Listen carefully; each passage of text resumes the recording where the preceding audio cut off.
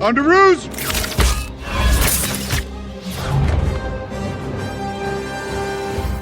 많은 분들이 학수고대하시던 스파이더맨이 마블의 품으로 왔습니다. 엄밀히 말하면 완전히 돌아온 건 아니지만 현재로서는 소니와 마블이 모두 만족할 수 있는 가장 현실적인 답안이라고 생각합니다. 이왕이면 마블에게 영구적으로 귀속된다면 좋겠으나 소니가 그런 아량을 베풀 것 같진 않네요. 아무튼 지금 중요한 건 비로소 스파이더맨 영화를 마블이 만들었다는 것입니다. 과연 스파이더맨 홈커밍은 기대에 부응하는 영화였을까요? Captain? Big fan of Spider-Man? Yeah, we'll talk about it later. Just Hey, everyone. good job. 결론부터 말씀드리면 제가 또 이런 얘기를 하면 지겨우시겠지만 마블은 역시 마블이라는 걸 제삼 실감했습니다. 마블은 어떤 캐릭터를 데리고 오더라도 관객을 만족시킬 능력을 가지고 있다는 걸 또 한 번 유감없이 증명합니다. 스파이더맨 홈커밍은 소니에서 제작했던 샘 레이미와 마크 웨버의 스파이더맨과는 확실히 다른 색깔을 가진 영화입니다.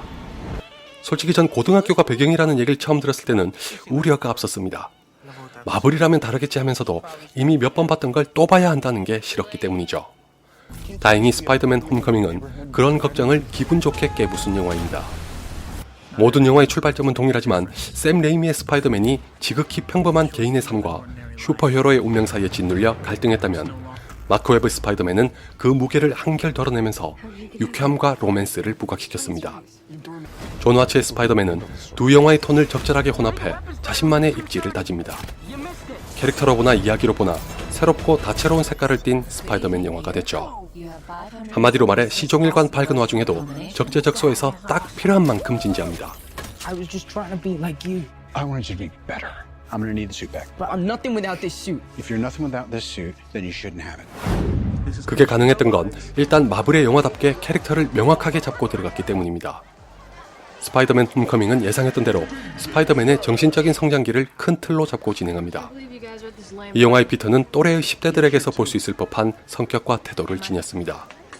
친구와의 관계에서도 그렇고 이성에 대한 관심에서도 그렇습니다. 겉으로만 보면 영락없이 평범한 고등학생이죠. 동시에 스파이더맨으로서의 그에게서는 10대라서 보여줄 수 있는 치기도 덕지덕지 묻어납니다. 이 두 가지의 밀접한 정서는 스파이더맨 홈커밍을 전반적으로 관통하면서 영화의 테마를 결정하는 핵심적인 소재입니다. 특히 후자는 스파이더맨을 마블의 다른 슈퍼히어로와 차별화시키는 기반으로 작용합니다. 그렇기 때문에 캡틴 아메리카 시빌 워에서의 등장은 이 영화에 지대한 영향을 미쳤습니다. 단독 영화지만 마블 시네마틱 유니버스에 속하고 있다는 걸 확연하게 전달하는 셈입니다. 사실 전 시빌워를 볼 때 스파이더맨이 반가운 한편으로 영화의 흐름을 다소 해쳤다는 것에서는 아쉬웠는데 홈커밍을 보면서는 마블이 큰 그림을 그렸던 것이라는 걸 인정할 수밖에 없더군요. 이를테면 어벤져스 1편이 먼저 개봉했던 단독 영화들의 가치를 재발견하게 만들었던 것과 같았습니다. 알고 보면 이 영화의 이야기는 간단한 질문으로 시작합니다. 소박한 영웅이었던 스파이더맨에게 어벤져스와 어울렸던 사건이 어떻게 받아들여졌을까요? 굉장한 경험이기에 자신의 정체성을 더할 나위 없이 격상시켰다고 생각하기 십상입니다. 따라서 그는 자신의 본분을 망각한 채 환상에 사로잡혀 지내지만 일련의 과정 속에서 민폐 덩어리로 전락합니다.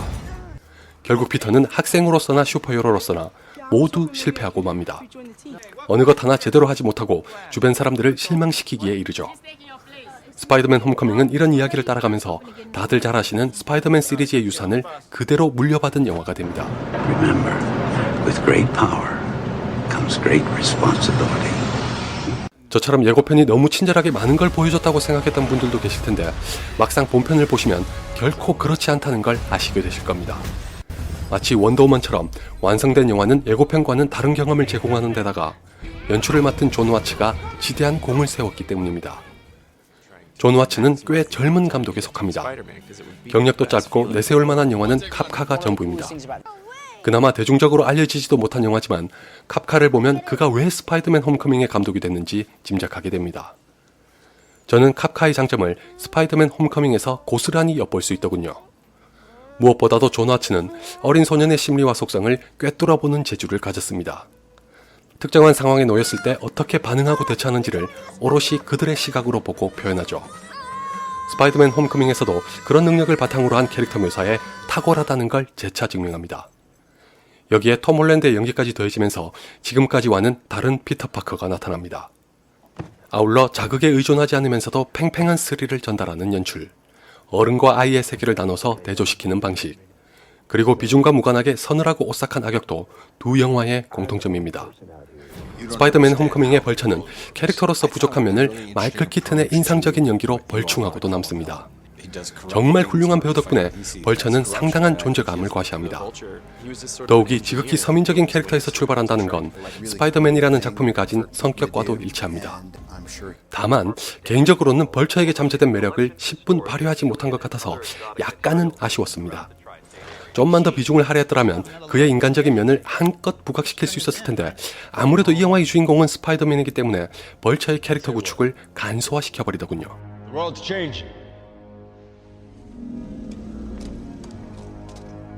It's time we change too.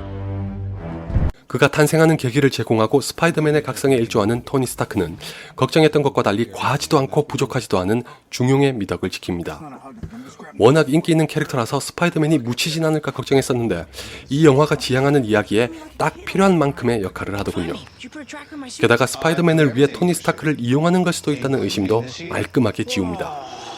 결정적인 대목에서는 이전 영화들의 벤 삼촌과 겹쳐지면서 토니 스타크가 이 영화에 등장해야 하는 당위성까지 부여합니다. 비유하자면 맛있는 토핑과도 같다고 할까요? 그만큼 스파이더맨 홈커밍은 토니 스타크 없이는 완성될 수 없는 영화라고 생각합니다.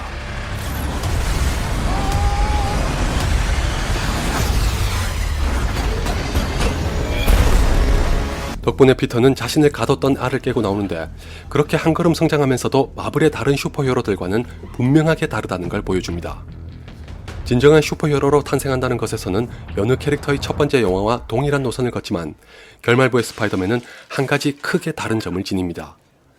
앞서 말씀드렸던 것처럼 어른과 아이의 세계를 나누고 대조시키는 존 와츠 감독의 시각이나 철학이 반영된 것 같으니 유심히 보셨으면 합니다. 이와 더불어 아이언맨이 준 수트의 의미와 유독 스파이더맨에게서만 볼 수 있는 특정 장면도 그의 남다른 정체성을 시사합니다. 이런 맥락에서 보면 스파이더맨의 팬들이 지적할 수 있을 이 영화의 몇 가지 문제점은 이해의 여지가 있다고 생각합니다. 결론적으로 스파이더맨 홈커밍은 제가 극장에서 각각의 영화를 처음 봤던 시점을 기준으로 한다는 걸 강조하고 말씀드리면 지금까지의 스파이더맨 영화 중에서 가장 마음에 듭니다. 저로 하여금 왜 스파이더맨이 상상을 뛰어넘는 인기를 누리고 있는지를 대번에 알게 해줬습니다. 누구나 할 수 있는 크고 작은 실수를 저지르고 그것을 통해 조금씩 성장하는 캐릭터라는 걸 보면서는 우리의 다정한 이웃이라는 스파이더맨의 별명에 담긴 의미를 다시금 생각해보게 됐습니다. Wait! Who are you? You know who I am. I do? Your friendly neighborhood Spider-Man. 더욱이 마블은 슈퍼히어로의 성장기 또는 탄생기라는 전형적인 이야기 구조를 10대 청소년 캐릭터에게 특화시켰습니다. 바꿔 말하면 스파이더맨의 기원 아닌 기원을 참으로 영리하게 담아낸 거죠. 이로 인해 마블 시네마틱 유니버스라는 종합 선물 세트는 또 하나의 풍미 넘치는 과자를 보유하게 됐습니다. 이것만으로도 기본 이상은 한 결과라고 생각합니다. 학생으로서의 피터와 슈퍼히어로로서의 스파이더맨을 오가면서도 리듬이 크게 흐트러지지 않는 걸 보면서는 존 와츠 감독이 한결 발전했다는 인상도 받았습니다. 스파이더맨과 벌처는 물론이고 피터의 주변 인물에게도 비중은 적지만 하나하나 두드러지는 성격을 부여한 것 역시 돋보였습니다. 전 딱히 흠잡고 싶은 건 없지만 한 가지 걸리는 게 있는데 혹시 마블의 영화가 지니는 특징이자 강점을 얘기하면서 제가 늘 강조하던 걸 기억하시나요? 각각의 캐릭터가 저마다의 뚜렷한 개성을 지니고 거기에 맞춰 영화의 톤을 조절해 차별화를 둔다는 것입니다. 그래서 제가 마블 시네마틱 유니버스를 종합 선물 세트라고 부르죠. 스파이더맨 홈커밍도 마찬가지입니다. 이 말인즉슨 스파이더맨 홈커밍은 마블의 영화 중에서도 독보적으로 유쾌하고 발랄합니다. 간단하게 얘기하면 캡틴 아메리카 시빌워에서 봤던 스파이더맨의 성격이 마치 활어처럼 시종일관 팔딱팔딱 뛰고 있는 영화입니다. 이것으로 인해 거부감을 가지실 분들도 계실 수 있으니 꼭 유념하시고 보시길 바랍니다. But I've only got one job here today, and I got to impress Mr. Stark. So I'm really sorry. 그런 분들을 제외한다면 어지간히 만족하실 영화라고 생각합니다. 아직 어려서 성장 가능성이 가장 큰 캐릭터기에 마블 시네마틱 유니버스의 팬이라면 더더욱 주목할 수밖에 없습니다. 실제로 케빈 파이기는 시빌워부터 홈커밍의 속편까지 총 5편을 통해 피터 파커의 여정을 그릴 예정이라고 합니다. 특히 속편은 어벤져스 4편 직후가 배경이 됩니다. 시빌워가 이번에 그랬던 것처럼 타노스와의 일전은 스파이더맨에게 또 어떤 영향을 주게 될지 벌써부터 궁금하지 않나요? I've just got to do this on my own.